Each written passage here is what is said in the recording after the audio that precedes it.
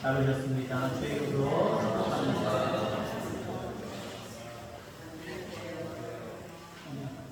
살펴보고 분별하는 이라고 하는 말씀으로 이 시간 함께 말씀 듣도록 하겠습니다. 해외 나가서 선교하시는 선교사님들 계시지요? 그 선교사님들의 모습들이 여러 가지로 다릅니다. 그냥 자기 독단적으로 개인적으로 소명을 받고 해외 나가서 선교하시는 분들, 어떤 교회에 지목을 받아서 그 교회의 후원 가운데 나가시는 분들, 그리고 가장 바람직하고 또 삶에 있어서 안정적인 것은 교단의 파송 선교사로 나가는 경우들이 있습니다. 대부분 교단의 파송을 받으려고 애써요. 근데 그것에 합격을 해야 되는 거거든요. 과정을 거쳐야 되는 거거든요. 그렇기 때문에 이런 분들도 있고 이런 분들도 있고 저런 분들도 있다라는 거죠. 자, 어느 교단에서 선교사 파송하는 사람들을 이제는 선출하려고 합니다. 이론 시험도 다 거쳤고 이제 면접만 남았습니다. 10명의 후보자들이 있습니다. 몇 명 보낼지는 몰라요. 교단 명의로 몇 명을 보내지 못지만 10명이 남았습니다. 이제 마지막 면접 시험이 있었습니다.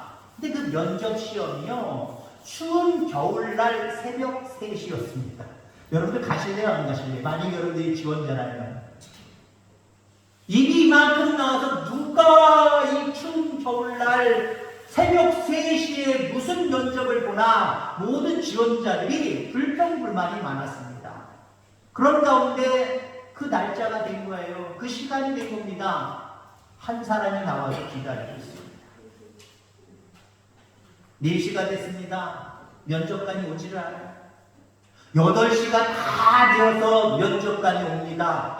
미안하다는 말 한마디도 없이 이제 면접 시작하겠습니다. 학교가 영어로 뭐지요? 2의 2배수는 몇입니까? 2가지 줄밖에 안 했어요. 근데 이 선교사 후보생은 거기에 대해서 또박또박 이야기를 했습니다. 학교가 영어로 뭐지요? 모르시는 거 아니에요.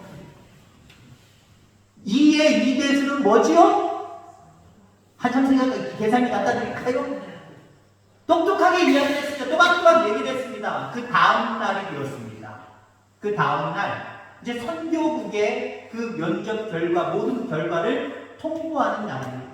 후보생들 10명 다 왔겠지요? 아마 9명은 그렇게 생각했을 겁니다. 아마 면접날 한 사람도 안 왔을 거다? 새벽 3시에 누가 와? 야, 이건 끝난 거야. 그냥 이론 시험으로 합격 처리될 거야. 그래서 마지막 결과를 통보받기 위해서 선교국의 많은 목사님들과 더불어 그 후보생들이 모인 거예요. 그때 면접관이 마지막 통보를 합니다. 여기서 합격한 사람은 한 사람입니다. 누굴까요? 새벽 3시에 나와서 8시까지 기다려서 면접 같지 않은 면접을 끝까지 치러낸 그 한 사람이 합격자라는 거예요. 그러면서 그를 극구 칭찬하면서 여러 가지 조건으로 합격했다고 그 면접관이 이야기를 하는 겁니다. 우선 극기 시험에 합격했습니다.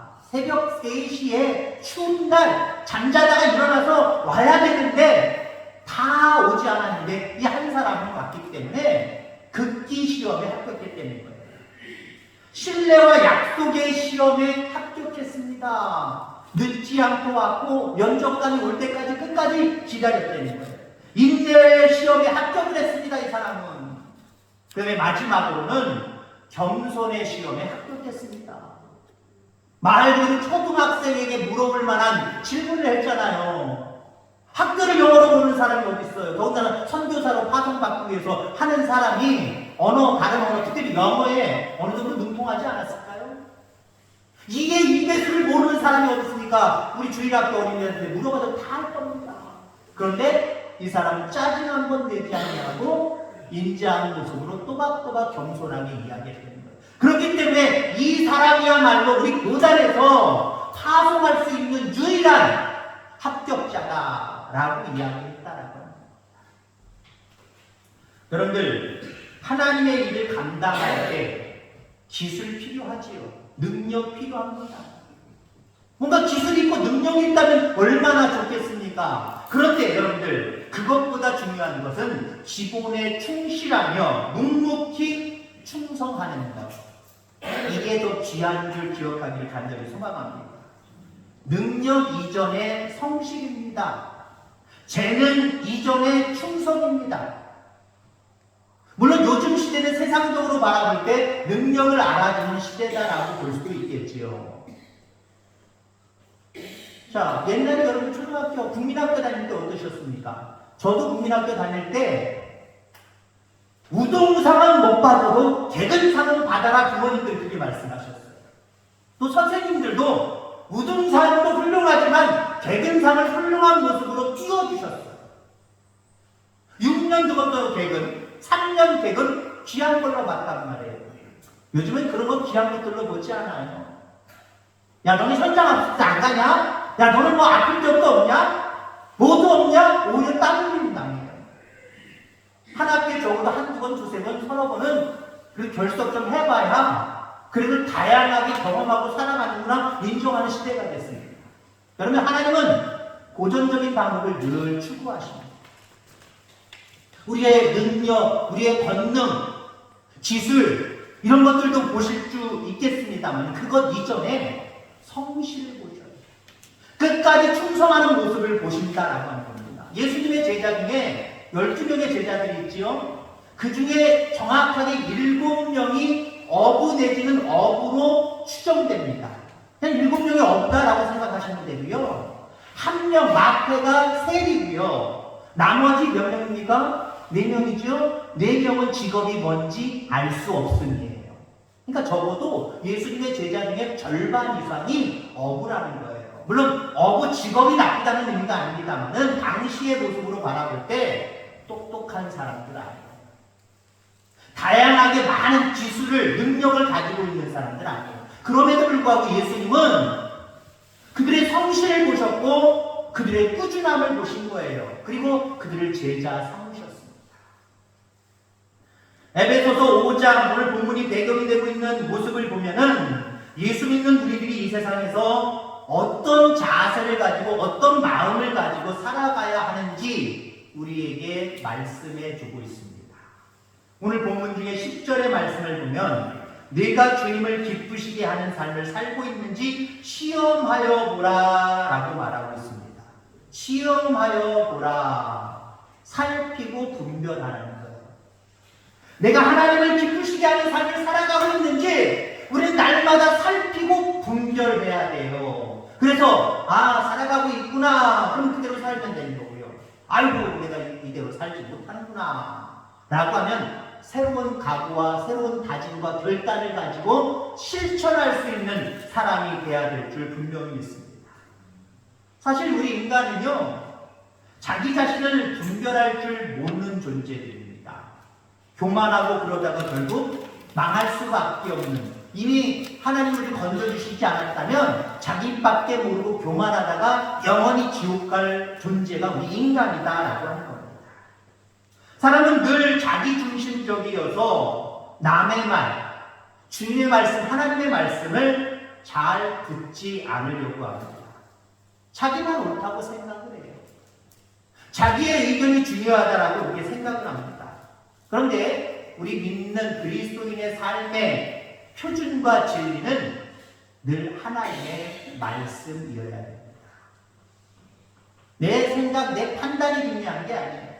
하나님이 무엇라고 말씀하시고 어떻게 내가 생각하고 어떻게 행동할 때 그 하나님은 기뻐하실까? 여기에 초점이 맞춰져야 됩니다. 초점이 맞춰지기 위해서는 늘 자기 자신을 살피고 분별하는 것, 이게 중요한 모습이다라고 하는 거지요.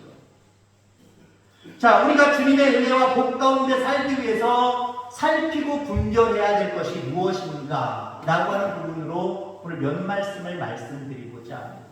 내가 분별해야 될 게 무엇이고 내가 살펴야 될 것이 무엇인지 오늘 말씀을 통해서 배우고자 한다는 거예요. 우선은요, 내가 그리스도 안에 있나를 살펴보시기 바랍니다. 한번 따라할까요? 내가 그리스도 안에 있나? 이거 살피셔야 돼요. 이거 분별하셔야 돼요. 주님이 내 안에 있는 것과는 좀 다른 문제예요. 주님이 여러분들 안에 있으니까 잘 살펴보시기 바랍니다. 있어요, 없어요? 있기를 하나님 간절히 원하세요. 그리고 늘 찾아오시는 분이에요. 늘 두드리시는 분이에요. 문제는 우리가 마음을 활짝 열고 맞이하느냐 맞이하지 않느냐, 이게 중요한 거고요. 그 다음에 오늘 관점에서 더 중요한 부분은 내 안에 주님이 있나 없나 보다는 내가 주님 안에 있나 없나를 여러분들 살피고 분별하시기를 간절히 소망합니다. 때문에요, 주님은 여전히 내 안에 계시지만 나는 주님 안에 있지 못하는 삶을 살아가는 사람들, 그리스도인들 있을 수 있어요. 어떤 경우는 주님이 내 안에 있지도 않고, 아니 내가 문을 열어놓지 않았기 때문에 나도 주님 안에 없는 그런 삶을 살아가는 사람들도 상당히 많다라고 하는 거예요. 내가 주님 안에 있나? 주님 안에 있는 것을 우리가 확인할 수 있는 방법이 있습니다. 주님 안에 있는 사람은요, 죄를 짓지 않아요. 물론 죄를 짓지 않는다 해서 정말 죄를 짓지 않을 수가 있는가? 죄를 짓지 않는다라고 하는 말을 다른 말로 표현한다고 한다면요, 죄와 떨어지려고 노력하는 삶을 살아요. 애쓰는 삶을 살아요. 죄와 멀어지려고 하는 삶을 살아갑니다. 그게 바로 내가 주님 안에 있는 삶을 살아가는 거예요. 우리가 요셉이라고 하는 인물을 참 위대하게 보지요. 그래서 나 또한, 자녀들 또한 요셉과 같은 복을 주옵소서라고 기도 안 한 그리스도인들은 한 사람도 없을 거예요. 요셉이 왜 훌륭합니까? 그가 애굽의 총리가 됐기 때문에, 높은 자리에 올랐기 때문에 그가 훌륭하고 유명한 거예요. 그 이전에 죄를 짓지 않으려고 얼마나 노력합니까? 주인집 안주인이 자기를 유혹해도 그 유혹 가운데 자기의 판단과 자기의 생각과 자기의 어떤 능력으로 이기려고 애쓰는 것이 아니라 그 자리를 좀 떠나보자, 모면해보자, 떠나면 죄 짓지 않으니까 차라리 감옥에 갈지언정 여기서 타협하지 않으리라, 죄를 멀리하리라, 그리고 옷을 벗겨가면서 도망친 건 아닙니까? 그래서 사실 우리가 생각하는 그 훌륭한 인물이 된 것임을 여러분이 기억하시기 바랍니다. 내가 주님 안에 있다라고 하는 것은요, 죄와 멀리 하는 거예요. 하나님 기뻐하시지 않는 것들과 되도록이면 멀리 하는 거예요. 여러분 살펴보시고 분별하시고 이런 것들이 있다고 한다면 멀리 할 수 있는 몸부림이 저와 여러분들 가운데 있게 되기를 주의 이름으로 축원합니다. 자, 그 다음에 내가 살펴야 되고 내가 분별해야 될 것 두 번째는 무엇이냐? 내가 빛 가운데 있나? 내가 다시 따라할까요? 내가 빛 가운데 있나? 여기서 말하는 빛은 돈이 아닌 걸 아시지요? 빛의 자녀. 빛의 자녀로 살아가고 있나? 라고 하는 것을 우리는 살피고 분별해야 된다라고 하는 겁니다. 9절 말씀에 보면 빛의 열매는 모든 착함과 의로움과 진실함에 있느니라 라고 말씀을 하고 있습니다. 여기서 나오는 것이 정직함이죠. 우리는 사람 앞에도 정직해야 되고 하나님 앞에도 정직해야 되고 또한 자기 자신 앞에서도 정직한 자가 되어야 됩니다. 사람 앞에, 하나님 앞에, 자기 자신 앞에 정직한 사람들은요, 빛 안에 들어갈 수밖에 없어요. 빛된 삶을 살아갈 수밖에 없어요. 문제는 뭐예요? 문제는 바로 내가 하나님 앞에, 또 사람 앞에, 내 자신 앞에도 양심을 속여가며 잘못된 모습 가운데 살아가고 있다라고 하는 거예요. 그러면 우리는 비단에 있는 자들이 아니에요. 많은 사람들에게 빛을 반사하는 그 역할을 감당할 수 없는 그런 우리들의 모습이다라고 하는 거죠. 시편 51편 10절 이후의 말씀은 다윗이 고백한 아주 유명한 말씀이 나옵니다. 찬송에도 복음송에도 있습니다만은 하나님이여 내 속에 정한 마음을 창조하시고 내 안에 정직한 영을 새롭게 하소서. 나를 주 앞에서 쫓아내지 마시며 주의 성령을 내게서 거두지 마소서. 여러분 정직한 삶, 빛된 삶 어디서 나오는지 아십니까? 내 속에서는 나올 게 하나도 없어요. 왜요? 우리는 스스로 빛을 바라는, 빛을 만들어내는 그런 광채가 아니기 때문에 그래요. 그러면 우리는 빛을 어떻게 비춥니까?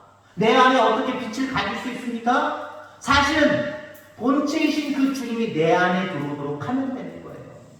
우리는 반사 역할을 감당하는 거예요.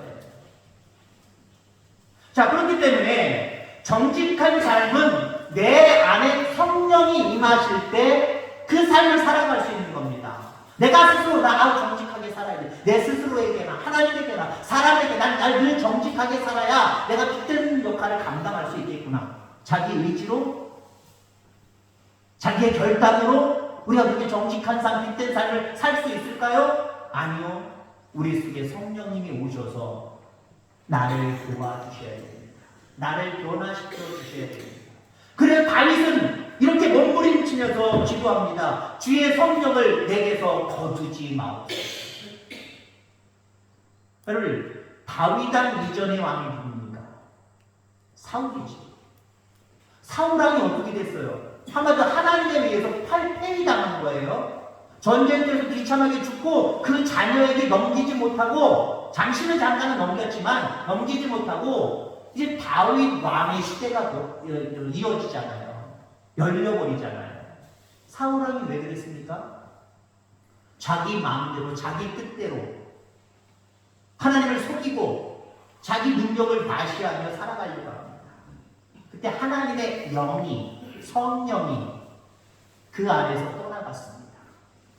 떠나감으로 말미암아 더 이상 사울왕이 왕인 이스라엘을 하나님 지키시지 않습니다. 전쟁에 큰 참패를 당하게 되죠. 그 전쟁 중에 하나님 또한 사울을 지키시지 아니하시니까 결국 전사하고 말아버립니다. 다윗은 그걸 알 거예요. 성령을 거두어 가시니까 아무리 능력 있고 권세 있는 사울왕이라고 할지라도 이렇게 되는구나. 아무것도 할 수 없이 그냥 사라져버리는구나. 하나님 내 안에 정직한 영을 주시되 그 정직한 영을 주시는 성령을 거두지 마옵소서라고 이야기를 합니다. 정직하게 살려고 하는 몸부림치는 다윗의 모습을 우리는 여기서 발견하게 되는데, 우리 또한 그러게 되기를 주의 이름으로 축원합니다. 내가 빛된 자의 삶을 살아가고 있는지 늘 살피고 분별할 수 있는 저와 여러분들 다 되어지기를 주의 이름으로 축원합니다. 자, 마지막으로 우리가 무엇을 살피고 무엇을 분별해야 될 것인가? 내가 주를 기쁘게 하는 삶을, 믿음의 삶을 살고 있는지 여러분들 그렇게 살필 수 있길 바랍니다. 한번 다시 마지막으로 따라해 볼까요? 내가 주를 기쁘시게 하는 삶을 살고 있나? 이걸 여러분들 살펴보셔야 되고요. 이걸 분별하는 삶을 살아가기를 주의 이름으로 축원합니다. 사람들에게 왜 예수님을 믿지 않습니까? 라고 질문한다거나, 아니면 믿음의 사람들에게도, 그리스도인들에게도 왜 주님이 기뻐하는 삶을 살지 않습니까? 왜 믿음으로 살지 않습니까? 라고 질문하면 아마 많은 사람들은 이렇게 대답을 할 것입니다. 그렇게 살면 재미없잖아요. 교회 다니기 시작하면 재미없잖아요. 교회 다니면 재미없어서 교회 안 오는 사람들 많아요. 술도 끊어야 되고, 담배도 끊어야 되고, 세상 연락 모든 것들 다 멈춰야 되고, 교회 다니기 시작하면 절제할 게 너무 많다는 거예요. 나를 행복하게 하는 많은 것들이 있는데 이거 다 끊어버려야 된다고 생각하는 거예요. 틀린 말은 아니지만 실질적으로 예수 믿으면 그런 결단을 하셔야 됩니다. 그러니까 이게 싫어서, 이게 심심해서 나는 예수님을 믿지 못하겠다, 믿음대로 살지 못하겠다 라고 하는 분들이 있을 수 있다는 거지요. 또한 그렇게 살면, 믿음으로 살면 뭔가 어려움이 더 많고 손해보는 일들이 많기 때문에 나는 믿음대로 살지 못하겠습니다 라고 하는 세상 사람들, 또는 믿음 안에 있는 사람들도 있을 수 있다는 겁니다. 맞습니다. 주를 기쁘시게 하는 믿음의 삶을 살면 세상에 빠져 세상을 즐기고 살아가는 사람들보다 어쩌면 세상의 재미있는 맛을 잃어버릴 수도 있어요. 주를 기쁘시게 하는 믿음의 삶을 살면 때로는 어려움도 있을 수 있고요. 때로는 눈앞에 잠시 잠깐의 손해도 있을 수 있습니다. 그런데 주를 기쁘시게 하는 믿음의 삶을 살아감으로 인해서 우리 가운데 어떤 재미없음, 어떤 시련, 손해, 이것은 우리에게 믿음을 더하시는 하나님의 은혜로 다가온다라고 하는 사실 기억하기를 간절히 소망합니다. 그런 것들 때문에 내가 손해보고 그런 것들 때문에 어렵고 그런 것들 때문에 뭔가 재미없는 삶이 잠시 잠깐은 있을지 모르지만 그런 과정을 거치면 하나님께서 내게 더 큰 믿음을 주시고 내게 더 큰 은혜의 역사를 허락해 주신다. 여러분 이 사실을 기억하게 되기를 간절히 소망합니다. 무엇보다도 이 과정을 통해서 우리 가운데 주어지는 엄청난 복이 있지요. 영원한 생명의 나라입니다. 영원한 생명의 나라 비교할 수 있을까요? 그 세상의 어떤 것들로도 비교할 수 없는 우리들에게 가장 큰 복입니다. 이런 과정을 통해서 하나님은 이런 복을 주시겠다라고 말씀을 하십니다. 그렇기 때문에 우리는 늘 하나님 안에서 하나님을 기쁘시게 하는 삶을 살아가는 그런 모습이기를 주의 이름으로 축원합니다. 우리 가운데 왜 삶이 무료한지, 왜 내가 아파야 되는지, 내가 왜 어려워야 되는지, 내가 왜 손해보는 삶을 살아가야 되는지 이런 이유를 모를 때가 많이 있을 겁니다. 그럴 때 우리가 할 수 있는 일이 무엇입니까? 그 모든 상황들을 극복할 수 있는 상황들이 무엇입니까? 세상적인 모습으로 여러분들 생각하지 마시길 바랍니다. 말을 막 불리려고 계산하려고 애쓰지 마시길 바랍니다. 오히려 하나님 말씀 가운데로 오셔서 그 말씀 가운데 순종하는 삶을 살아갈 때 어려움은 사라지고 잠시 잠깐이겠지만 손해도 사라지고 재미없음도 사라지고 주님 안에서 참된 기쁨이 있고 만족이 있고 위로가 있고 평강이 있는 줄 여러분 기억하게 되기를 간절히 소망합니다. 대부분 주님이 내게 주시는 말씀에 믿음으로 순종하기보다는 그런 말씀들이 납득이 안 된다, 이해가 안 된다 그렇게 생각하기 때문에 순종이 어려운 겁니다. 순종이 어렵다 보니까 어때요? 하나님을 기쁘시게 하는 삶을 살 수가 없어요. 그러다 보니까 그 모든 결과물들은 내게 나중에 차곡차곡 영원한 생명의 나라에서 오게 된다는 거죠. 그때 여러분들 이를 갈며 슬퍼하며 후회하는 그런 여러분들 되지 않게 되기를 주의 이름으로 축원합니다. 여러분 납득이 돼야 순종합니까? 이해가 돼야 순종합니까? 하나님의 말씀이라고 한다면 그대로 순종할 수 있는 여러분들의 삶이 되기를 주의 이름으로 축원합니다.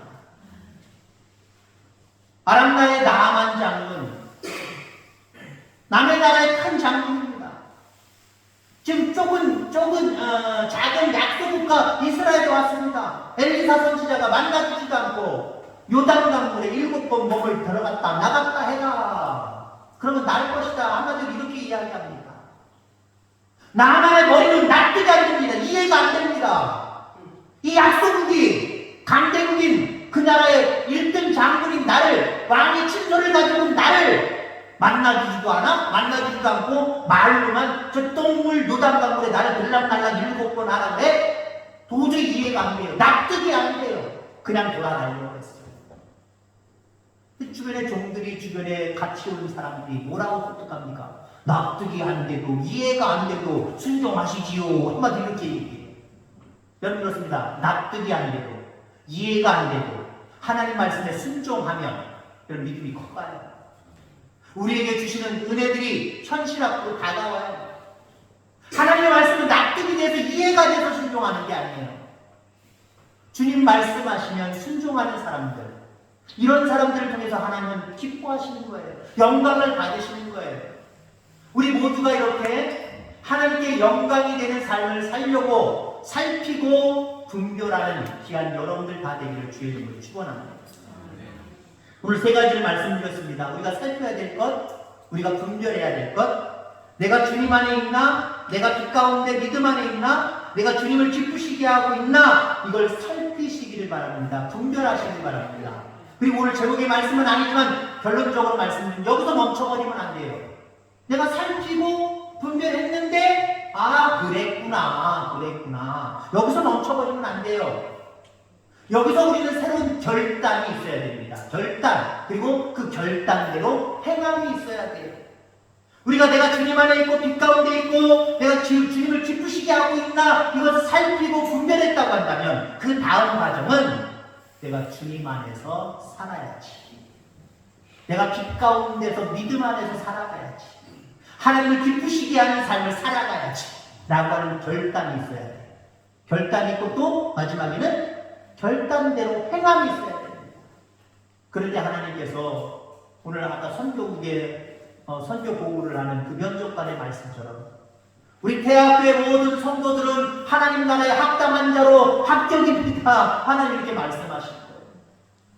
이렇게 하나님 나라의 합당한 자로 합격받을 수 있도록 잘 살피고 분별하고 거기에 따라서 결단하고 결단대로 살아가는 저와 여러분들 다 되어지기를 주의 이름으로 축원합니다. 하나님 아버지 감사합니다. 오늘도 귀한 생명의 말씀으로 우리에게 말씀하시니 하나님 감사합니다.